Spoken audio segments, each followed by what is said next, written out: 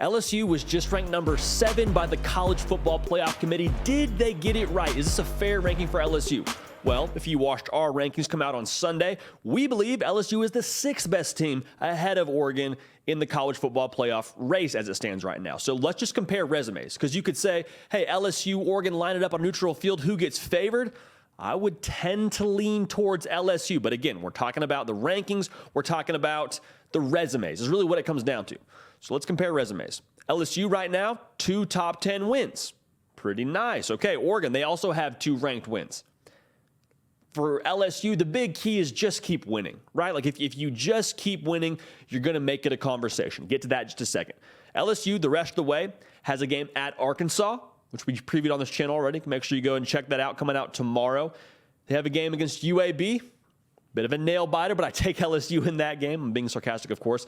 Then you play at Texas A&M to end this season. If you win out, if you control your own destiny to play for the SEC title, I would just say this. An SEC champion has never been left out of the college football playoff. Now, on the flip side of that, 2-loss team has never made the college football playoff. So here's what you need, in my mind. You would obviously like Oregon to have another loss, or rather have in some way, shape, or form a 2-loss Pac-12 champion. So whether that's USC, whether that's Oregon, whether that's Utah, it'd be nice if that Pac-12 champ had 2 losses. The second thing that you would really like is also a TCU loss. Now, if you've watched this channel, you know that we think TCU actually loses this weekend in Austin. We'll see what happens there. We'll call on our shot, but TCU has a really difficult stretch to finish the season. So do they catch a loss somewhere along the way? Remains to be seen, but it's not out of the realm of possibility. Hit your knees and start praying. You would also, in a perfect world, get a Tennessee loss, because in that way you sort of eliminate the possibility for you win that game against Georgia, but then somehow Tennessee finds a way as a 1-loss SEC third-place team, I guess, in that stretch.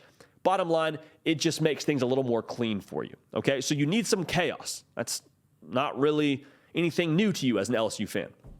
Really quick, while I have you here, if you haven't yet subscribed to the channel, we'd love to have you along for the ride. A lot of you LSU faithful have joined us somewhere in the range of, I think, 1,000 in the last 48 hours. So thank you in advance for that. If you want to join the party, be glad to have you. Also follow me on Twitter and Instagram at JD Big thing with this is you just got to make it a conversation.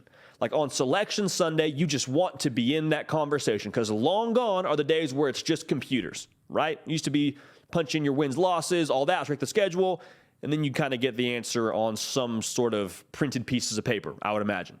Not the case. We got humans making the decision. So for LSU, the advice would be win, and win convincingly. I'm just saying, if you get to that SEC title game, and again, roll with me here, this is a bit of a stretch, but let's just say you end up beating Georgia by 10 to 14 points. Be a great day, right? Be a surprise to, I think, a lot of people. But if you're able to do that, think what that does for your resume. Again, we're being theoretical here, but the point remains, if you can get some style points for LSU the rest of the way, it's going to do nothing but help you. You need some things to fall your way. Number 7 ranking, I don't agree with it. Again, I would take LSU over Oregon if they played tomorrow. Handle business, make it a conversation. We'll see what happens when all this dust settles, all right? This has been The Hard Count. I'm JD Piquel. Nick Brake does the real heavy lifting. You can help drive this whole operation by subscribing to the channel. We thank you in advance. We're live on Tuesday. We're live on Thursday. Come join the party. Get in the live chat. We'll have a good time. Until then, we're going to keep the party rolling. We will see y'all next time. Hey, y'all. Thanks so much for watching. Subscribe to the channel here to make sure you don't miss an episode of The Hard Count. Also, be sure to check out other videos on the On3 YouTube channel.